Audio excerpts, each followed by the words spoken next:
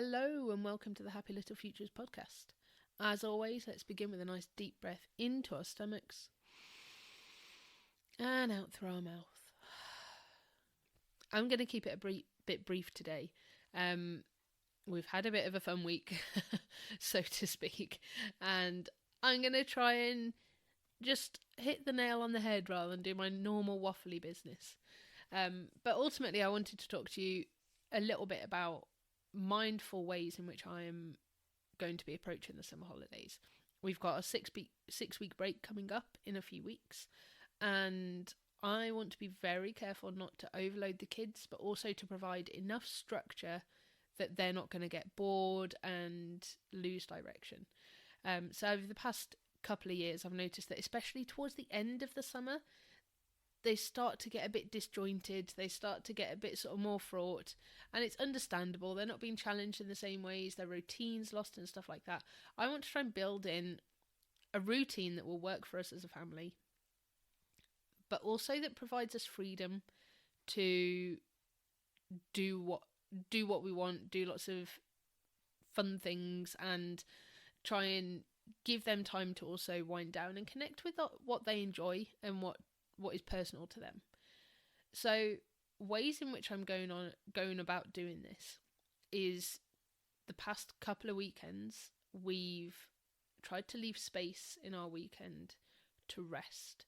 Not only because the kids are tired, they're very much coming to the end of term, but also because we're tired, we're coming to the end of term. I'm very conscious that sort of we've all been a bit ill, and I in particular need to be resting over the next few weeks in preparation to have the kids full time, which I cannot wait for and I'm so looking forward to. But I don't want to be in a fraught, stressed place. I want to be in a place where as much as possible my work is ready and set out for me, and where possible I've also got that time to stop and be present with them.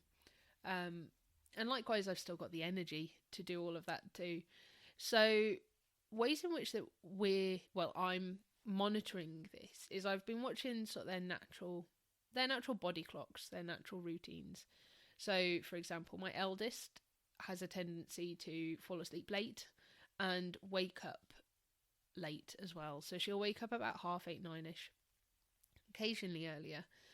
She likes to have a bit of breakfast and then do her crafts. She's very much a creature of habit in that sense. However, she's a bit of a tough one to get dressed if she doesn't want to get dressed. I think all three of them are a bit of a tough one to get dressed, to be fair, if they don't want to get dressed. So be mindful of her routine of sort of getting up late and sort of breaking herself into the day slowly with some mindful crafts is quite important, really. Whereas the other two, my son wakes up normally around sort of 6:30, 7ish, and the youngest normally between 5 and 6. And they tend to like to have a bit of a story first thing, or they like to play with their figures or Magna-Tiles or Duplo or Lego or something. So, but they quite often gravitate to the same sorts of things, the same sorts of activities. So what I want to try and do is to look at our week. I want to make sure we've got a day where we're at home each week, if we can be, where they can do the crafts they want. We can go out on our bikes or on our scooters around the block. Well, they can. I don't have a scooter or a bike to go around the block on. But we can take the dog. We can do things like that round the block. But mostly just have a day for them to connect at home. I want to try to then build in a general routine of maybe getting up and out the house between 10 and 11ish in the morning, and getting home sort of between 1 and 2, maybe a bit later depending on what we're doing. Like, I'm not too fussed about how late we get back, but definitely getting up and out before that. Sort of once it gets to about 10, 11ish, they all start to segregate a little bit. They have their own ideas of the games that they want to play. Their individual personalities start to come out, which is absolutely fantastic, and I fully want to hone that. But in doing that, there's also a lot of clashing of personalities, which is why I want to try to allow that few days, once or twice sort of in the week, for just me to be doing this. When it's sort of a 1-to-3 ratio and I can't necessarily hone their individual interests as easily, if I can just have one day a week where we're doing that and sort of I'm being torn in every direction, hopefully the rest of the week we can have some time where they'll play and enjoy each other's company and maybe do their own thing nicely before it starts to get a bit fraught and everyone starts to get a bit, because some of them wake up earlier, some of them wake up later, we have breakfast at different times, and then the sugar starts to dip at different times. It's sort of providing that mindful transition from sort of independent play and stuff like that into something that's going to give a bit of a physical outlet, give more of a sort of spaced out, not stuck together in the house outlet, and really try and create that space where they can feel free. They can be alone with that sort of that individual compass of what they want to do, but maybe we can hone it in an environment where we're at a National Trust place or we're out on a walk somewhere, and we can bring the attention to the individual interests in a wider space, outdoor in the fresh air, sort of really grounding and connecting with each other. So I'm going to quickly, before I carry on, mention our sponsor, Rowan Fox. Rowan Fox is a sustainable clothing brand for kids who love animals and adults who care about the planet. And you can explore the beautiful collection of wildlife-inspired organic t-shirts and hoodies designed by Pamela Ruddy at rowanfox.com. So thank you for that. So being mindful when approaching the summer, not only am I looking at how I can structure our day, I'm also looking at the things that are going to make life easier. So batch cooking, for example. If I can start batch cooking some meals now and use the slow cooker, not only if it's hot, will I then not have to put the hob on so much if I'm using the slow cooker or if I'm batch cooking, but also it means that I'm not going to have to worry about standing around and chopping veg and doing all of that day in, day out, when actually the kids might need me. And if they're getting a bit fraught at any point, then I can be there for them. Also, it means that even if they're not getting fraught, if we're out and about, the food is there ready and I don't need to worry about what time I'm getting back. I don't need to worry about what we're gonna have for tea because it will be in the freezer. I can really try to plan logically all the different things that we're gonna eat. Snacks for us is always a problem because the kids go through so many snacks, so many tomatoes in particular. If your kid hasn't eaten a tomato like an apple, I'm not sure I recommend them getting into it because it becomes quite an event when you've got, especially for us, we have 3 of them and then they go through tomato after tomato after tomato. We kind of have a free reign on fruit and veg rule where they know where it is in the fridge. If they want fruit and veg, they can get it.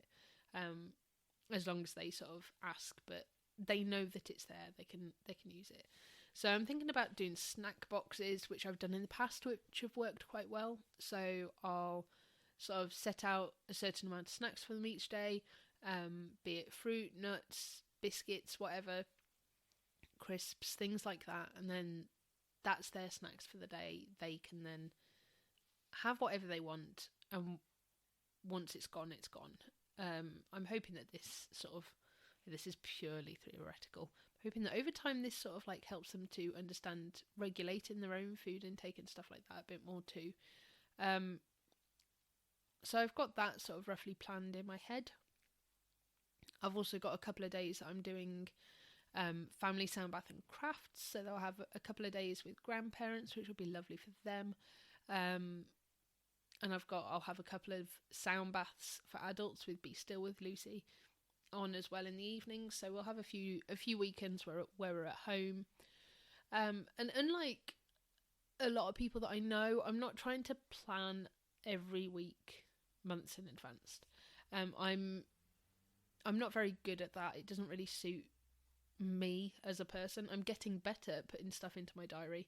I'm just not very good at sitting there and going, oh, I've got this to do and this to do and this to do. That's what I'm gonna do now. Months in advance. For me, actually, I find it easier to do things a bit on the hop. So I'm gonna have a rough plan of a couple of weekends maybe that we might want to go away, or we might want to do day trips. And I'm going to also then try and plan in some activities that I want to do and try and scatter them throughout the weeks to be sort of like equally spread, so that if we want to do something big one week we can, and if we don't another week we don't have to. So I think it'll work quite well. So approaching it, my main takeaways I suppose for how I'm approaching it more mindfully is really giving space and time for the kids to relax before the holidays, so that they're not too worn out and I'm not too worn out for the holidays. Giving time for me to notice the natural routine and the natural rhythm of the whole household, so that I can factor things in to fit in at times that are going to suit everyone. And trying to purposefully and intentionally create space in the week for them to hone their own interests, and for us to have a bit of time at home, which is something that I'm notoriously bad at doing. So factoring in that sort of like day or something like that a week where they can really crack down and do bits that they want to, and we can spend time really enjoying each other's company. So that's that really. So if you've got any questions, please feel free to contact me. I'm going to be putting some of these little things up on the Happy Little Futures Hub over on Facebook, so please join there. I have been a bit quiet on socials recently because we've had a lot on. I'm sort of prepping for a lot of other work in the background, but please keep an eye on there. Like I said, there will be family sound baths and craft mornings if you keep an eye on the Happy Little Futures Facebook and Instagram. And if you also keep an eye on Be Still with Lucy, there's going to be some sound baths coming up over the summer too, where you can just chill completely. I did my first one of them last weekend and it was absolutely wonderful. And it's just an opportunity for you to just lie, whether you meditate, whether you don't meditate, whether you have any experience, whether you don't, you just lie there, you just be still, and you just let the sound take you to somewhere completely different. And it's a wonderful experience. I can highly recommend it. So that they'll be coming up as well. So keep an eye on Be Still with Lucy on Facebook and Instagram for that too. And I'm going to love you and leave you. So if you take a deep breath in and release, I will let you on with your week, and I will speak to you soon. Bye.